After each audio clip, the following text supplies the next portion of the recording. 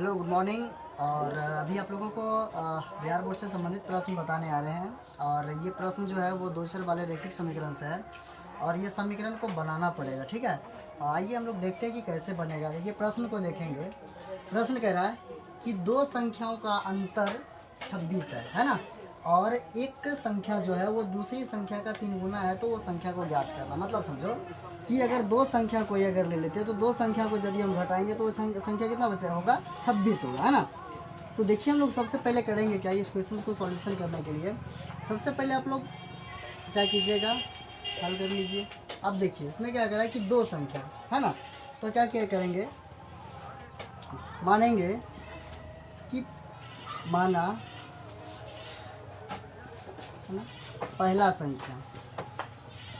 संख्या को हम लोग क्या करेंगे, x मान लेंगे। देखिए क्या करेंगे कि जब दो संख्या की बात करेगा तो एक संख्या हमने क्या किया, कुछ भी मान लेंगे, x y z, जिसको जो मानना अपना मान सकते हैं, इसमें कोई दिक्कत नहीं है। ठीक है, तो हमने क्या किया कि एक संख्या को हमने x मान लिया तथा दूसरा संख्या है ना, दूसरा संख्या को हमने क्या मान लेंगे, y मान लेंगे। दूसरा संख्या को क्या मान लेंगे, y मान लेंगे। ठीक है, इतना करने के बाद अब हम लोग आएंगे प्रश्न में, लिखेंगे कि प्रश्न से। देखिए प्रश्न में क्या रहा है वो देखेंगे कि कह रहा है कि दो संख्याओं का अंतर 26 है ना।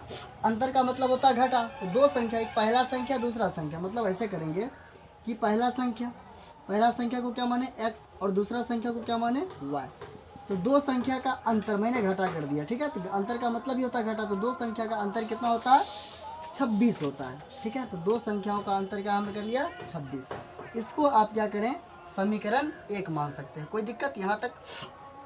फिर क्या करेंगे, अगला बात अगर देखेंगे तो आगे कह रहा है कि और एक संख्या जो है वो दूसरी संख्या का 3 गुना है। मतलब क्या कि एक संख्या क्या था, x। पहले समझो, एक संख्या जो है वो क्या है कि दूसरी संख्या का 3 गुना। तो दूसरा संख्या कितना है, दूसरा संख्या हमारा y का कितना है, यानी दूसरी संख्या का क्या करा, 3 गुना। तो 3 गुना यानी y के साथ 3 क्या कर दिया, गुना में।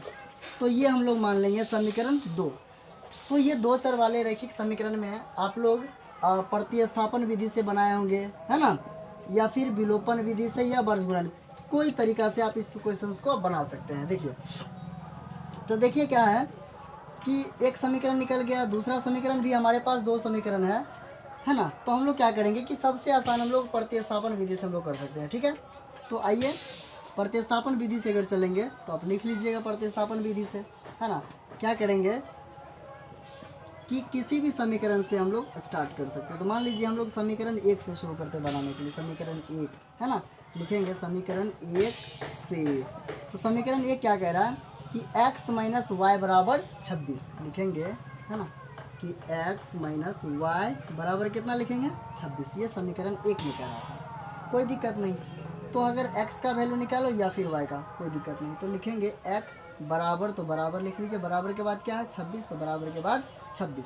अब इधर देखेंगे आप लोग कि y जो है वो माइनस में है, इसको बराबर के उस पार भेजेंगे तो ये y जो हो जाएगा वो क्या हो जाएगा, प्लस में हो जाएगा। ठीक है, तो आप चाहे तो इससे समीकरण आप 3 मान सकते हैं या नहीं भी मानेंगे तो कोई दिक्कत नहीं है।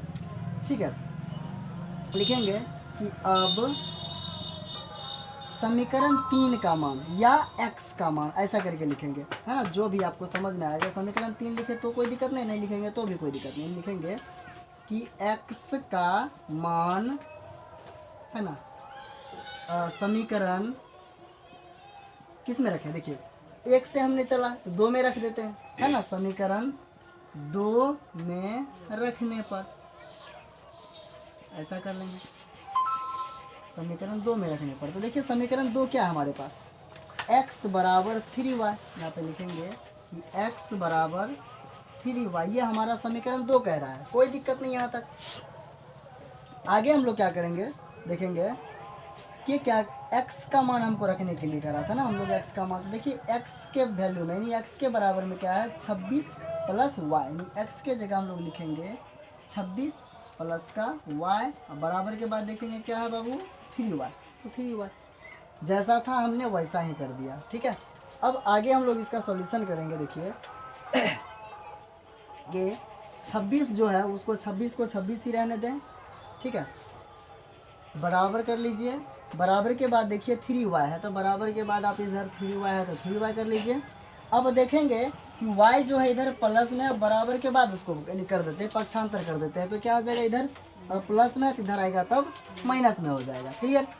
अब देखेंगे किसका वैल्यू, तो y का वैल्यू, या ऐसे भी कर लेंगे 26 बराबर, एक चीज़ समझेंगे, इधर कितना है 3y, यहाँ किधर है कितना है 3y। अब 3y में से एक y घट जाएगा, कितना 3y में से अगर एक y घट जाएगा तो क्या बचा 2y, है ना। तो क्या हम निकालना हम लोगों को y का वैल्यू निकालना है ना। तो हम लोग करेंगे, इधर लिखे 26 है ना, 26 इक्वल, इधर देखिए y जो है, y को y ही रहने दीजिए, और y के साथ 2 गुना में, तो इधर ले आइए इसको भाग में, कोई दिक्कत नहीं यहाँ तक। तो आप कर लीजिए, काटिए, कितना बार में कट जाएगा 13 का, 2 बार में कट जाएगा, है ना। तो क्या हो जाएगा इधर 13, इधर y, यानी y का जो वैल्यू आया वो हमारे पास कितना आया, y का जो वैल्यू आ गया वो आ गया 13। क्लियर। तो अब क्या करेंगे कि y का मान आप, है ना, किसी भी समीकरण में एक में रख लीजिए, या यो आप समझ रहे थे समीकरण 3 जो हम लोग समझ रहे थे, आप इसमें से किसी में से भी रख सकते हैं। चलिए क्या करेंगे, ये y का मान है ना, y का मान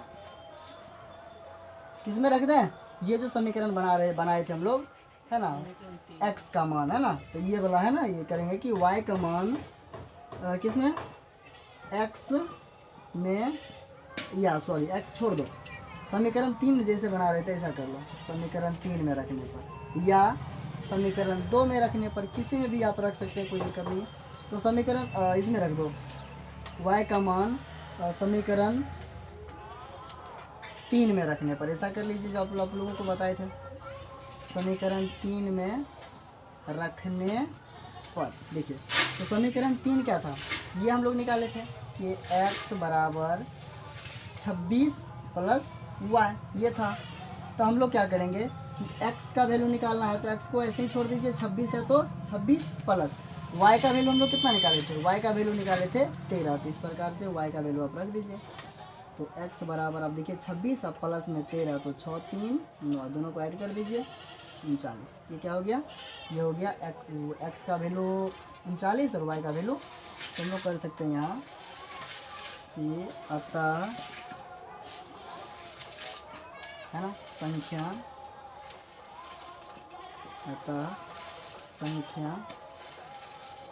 x बराबर कितना है, x बराबर 39 और y बराबर कितना आ गया, y बराबर आ गया 13। यही हमारा क्या हो जाएगा, आंसर हो जाएगा। तो आप पूरा ये एक बार देख लेंगे, रिकैप कर लेंगे कि हमने क्या किया, 2 संख्याओं का अंतर पूछ रहा था, तो 2 संख्याओं का अंतर यानी पहला संख्या दूसरा संख्या मान लिया, और प्रश्न में जो कह रहा था 2 संख्याओं का अंतर, तो वो हम समीकरण बना लिया, 2 संख्याओं का अंतर बराबर 26, और कह रहा था कि जो दूसरा संख्या जो है, सॉरी पहला संख्या जो है वो दूसरे संख्या का 3 गुना था, तो वो करके हमने समीकरण 2 बना लिया, फिर समीकरण 1 से स्टार्ट किया। इस प्रकार से हमने इस क्वेश्चन का सॉल्यूशन कर लिया। तो उम्मीद करता हूँ कि आप इस प्रश्न को आसानी से समझ गए होंगे। ठीक है, तो प्लीज़ इस चैनल को लाइक करें, सब्सक्राइब करें और अपने फ्रेंडों में शेयर करें। फिर मिलता हूँ अगले वीडियो के साथ, तब तक के लिए धन्यवाद।